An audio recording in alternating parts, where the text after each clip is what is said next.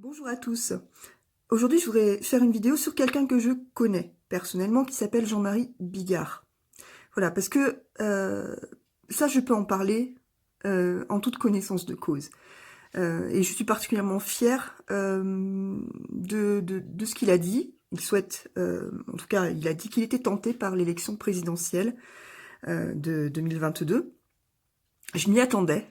J'ai jamais eu besoin qu'ils me le disent. Je m'y attendais. Je l'ai toujours su en réalité. J'ai toujours su. Vous savez, quelque part, il n'y a pas de hasard dans la vie. Et cet homme-là, je l'ai rencontré quand j'avais 15 ans et que je faisais mes premières armes dans les coulisses, si vous voulez, de l'émission La Classe de FR3, sur FR3, qui était présentée par l'animateur Fabrice à l'époque.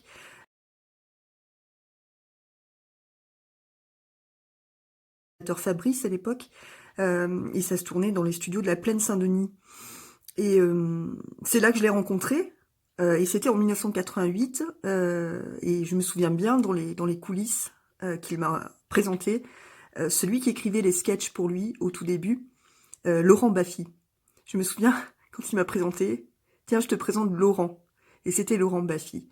Et donc c'est vrai que j'ai vécu quelque chose d'extraordinaire à cette époque-là, pendant plusieurs années, où finalement j'ai fait mes premières armes d'écriture comique, et j'ai pu découvrir en même temps les futurs grands comiques de la génération d'alors.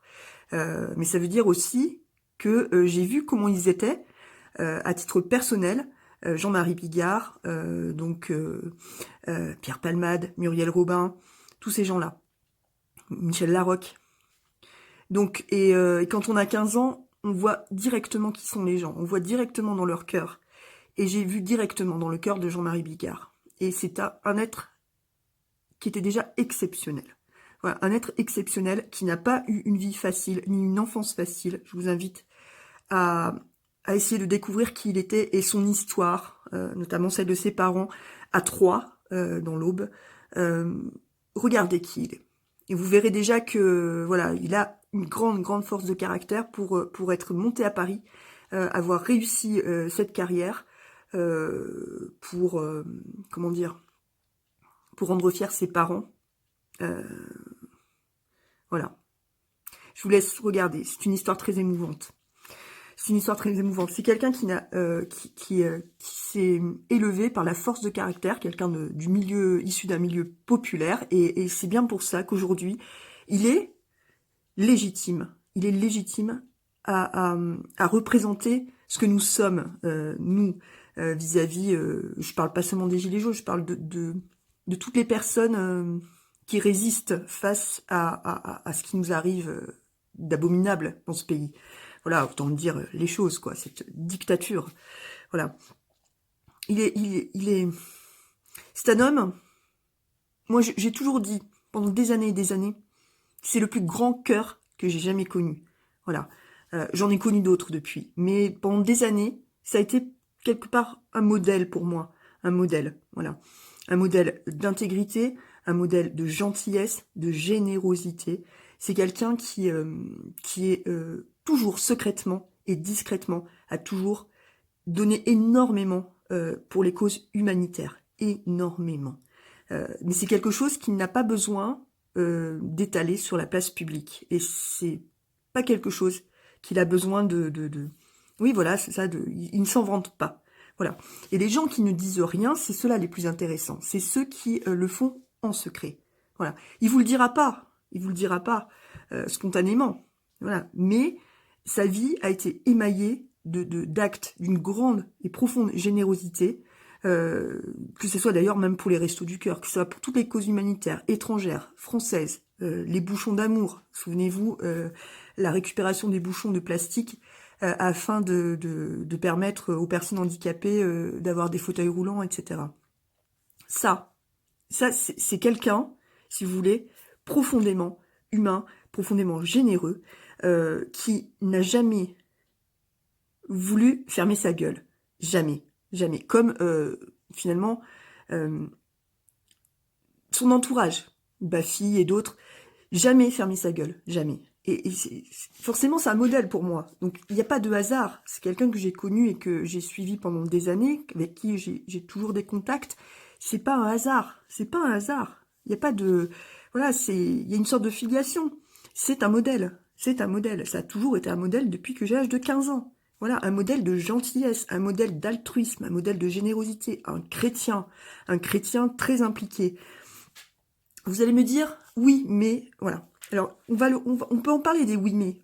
À moi, vous pouvez en parler. J'ai la réponse, je le connais. Je le connais. Voilà. N'oubliez pas, le 11 septembre, sa carrière a été une première fois fichue en l'air à cause du fait qu'il a dénoncé la supercherie du 11 septembre avec Mathieu Kassovitz. Souvenez-vous, tous les deux, sur un plateau télé, ils ont dénoncé la supercherie du 11 septembre bien avant les autres. Bien avant les autres. Vous l'avez peut-être jugé à l'époque. Aujourd'hui, regardez avec le recul, qui avait raison. Et pourtant, c'est là que il a été attaqué une première fois gravement et qu'il a perdu ses contrats, il a tout perdu à ce moment-là, quoi. Même sa pièce de théâtre, elle a été flinguée. La pièce de théâtre où il a rencontré sa femme, Lola. Voilà. Donc, je veux dire, c'est quelqu'un qui a pris des risques en ouvrant sa gueule. Et il le fait aujourd'hui encore.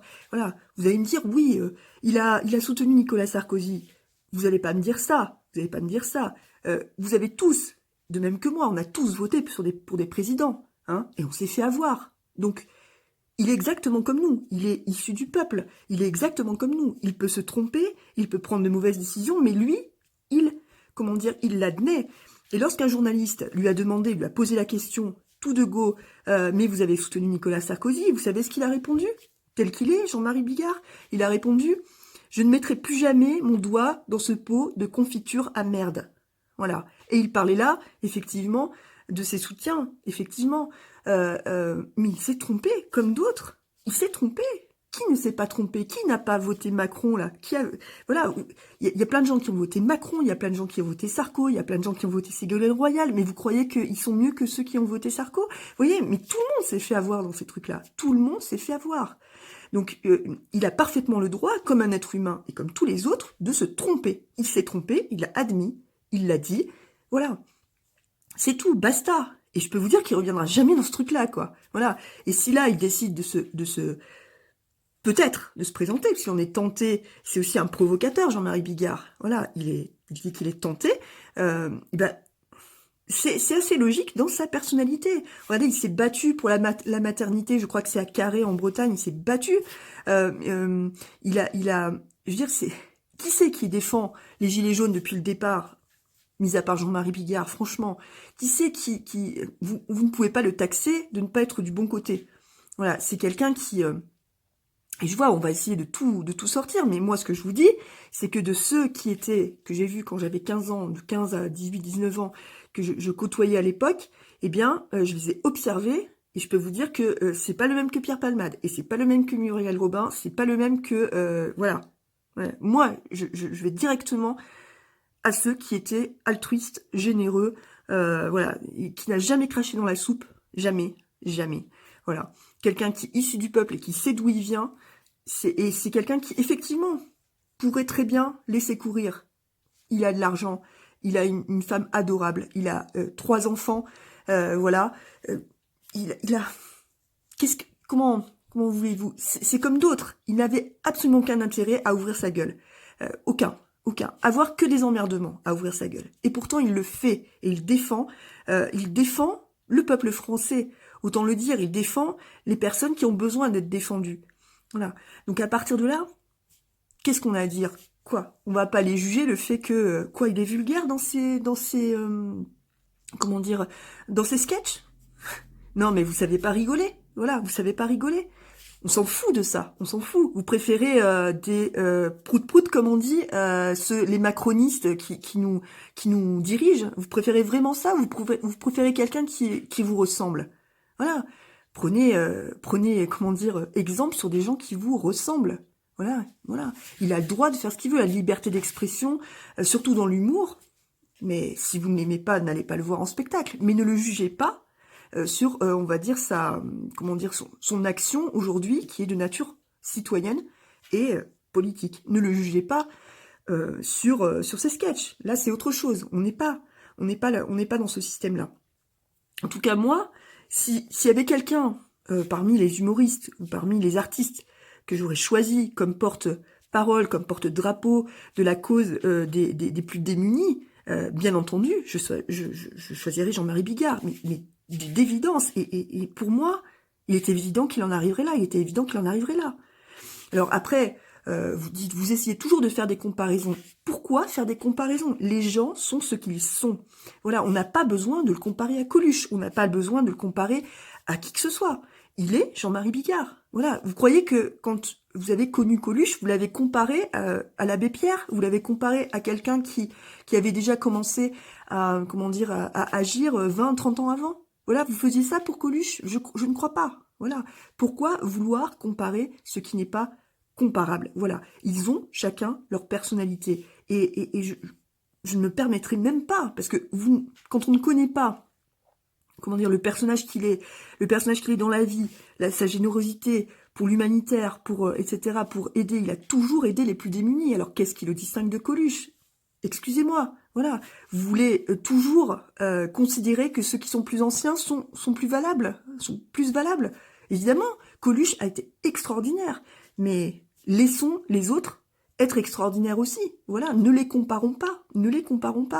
Je supporte pas. Je vois je suis à peu près déçue par des anciens de la classe qui se ruent sur cette histoire pour le débiner, mais franchement, et pour le comparer à Coluche, mais qui et oui, on compare. Alors Guy Bedos, Christophe Alévêque, et alors? Mais Christophe Alévêque, j'adore Christophe Alévêque, il me fait marrer, mais il me fait énormément rire, Christophe Alévêque.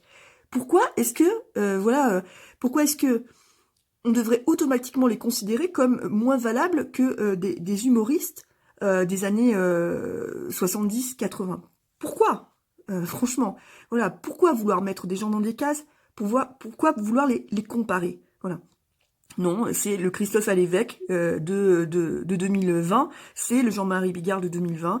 Jean-Marie, il a plus rien à prouver, sincèrement, c'est bien pour ça d'ailleurs que le temps qu'il consacre justement aux causes des plus démunis, il le compte pas, hein, et encore une fois, il pourrait rester chez lui, ne pas se mêler de rien, comme la plupart des artistes français, je suis désolée quand même, voilà. Et parce que lui, il se met en avant. On s'imagine que c'est par ego, on s'imagine que, etc., qui se prend pour Coluche, etc., mais il se prend pour Jean-Marie Bigard. Il est Jean-Marie Bigard, et moi, ça me suffit. Moi, ça me suffit, ça devrait vous suffire aussi. C'est pas parce que c'est un de nos contemporains, voilà, que il n'a pas sa propre, sa propre importance dans le monde des comiques. Voilà. Faut arrêter avec ça. C'est très français, ça, de vouloir débiner quelqu'un parce qu'il n'est pas Coluche. Non, il n'est pas Coluche, il est Jean-Marie Bigard. Voilà, on est en 2020. Et soyons heureux de cela. Soyons heureux de voir des artistes se lever contre cette dictature. Soyons heureux de cela. Voilà. Et vous pouvez me poser toutes les questions que vous voulez. J'y répondrai honnêtement comme lui, il le répond. Il y répond. Voilà, il a fait ses erreurs, il a fait ses coups de gueule. Il a mis comme nous tous. Voilà. Donc, j'ai toute mon admiration va à Jean-Marie Bigard. Tout mon soutien va à Jean-Marie Bigard. Et encore une fois, il n'en a pas besoin. Il sait ce qu'il fait. Il est solide. Voilà. Il sait très bien qu'il va se prendre des volets de bois vert, des critiques, etc. Mais moi, j'avais quand même envie de vous dire qui c'est. Parce que j'ai la chance de le connaître depuis, vous vous rendez compte, 1988. Voilà, j'ai cette chance-là. D'avoir vu, et je l'ai rencontré plein de fois, en des années et des années et des années, je l'ai rencontré plein de fois, en 30 ans, je l'ai rencontré plein de fois, donc je peux en témoigner de qui est cet homme-là, voilà, et j'en suis fière d'avoir été toujours fan de lui quelque part, depuis toujours, voilà, mais il n'y a pas de hasard, voilà, ces gens-là nous marquent quand nous sommes adolescents, ils nous marquent, ils nous donnent l'exemple. Et voilà, 30 ans plus tard, je suis là devant vous et j'ouvre ma gueule aussi. Mais c'est parce que, quelque part, j'avais des exemples comme Jean-Marie. Voilà. Donc, on a de la chance, je vous dis, on a de la chance. Soutenons cet homme-là. Et voilà, portons-le très haut. C'est ce que j'ai envie de dire. Parce qu'on a cette chance-là. Voilà, à bientôt.